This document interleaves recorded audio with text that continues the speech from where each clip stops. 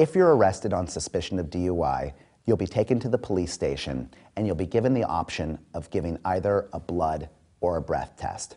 Both of them have pros and cons.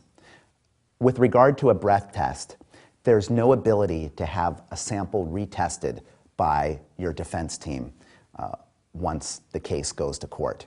Once you blow into the machine, the breath sample is gone and we're left with whatever result that it says.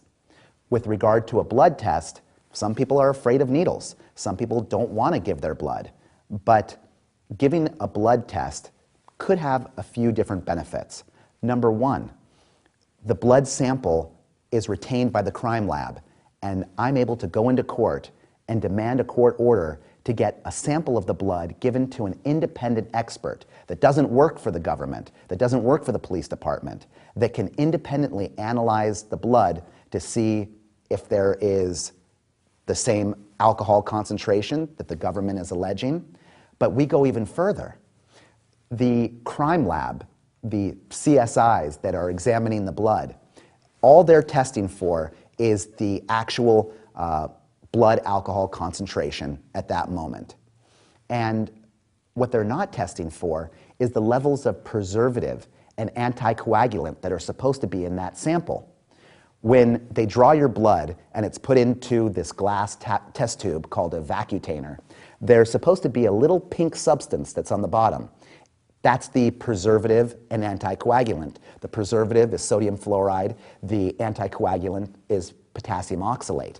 Those are supposed to be in the sample in a certain amount to make sure that the integrity of the sample can be ensured. But the crime lab, the government, they're not testing for that. They don't care. They want the level to be as high as possible. We take it a step further. Not only do we test for the blood alcohol concentration, we test for the levels of preservative and anticoagulant to make sure that the integrity of the sample is ensured. The law requires that the preservative be in that sample in a sufficient quantity. Also, we take it another step further.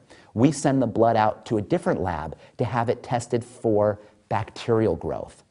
So just like grape juice can ferment and turn to wine, where the fermentation feeds on the sugar and creates alcohol, alcohol can actually be created in the test tube sample, which means that once your blood is drawn, if all the proper procedures and proper chemicals are not there in sufficient amounts, your blood can actually ferment and create increased alcohol in the test tube once it was already out of your body. So that's very important that we check that and make sure, but the crime lab, they're not checking for any of those things.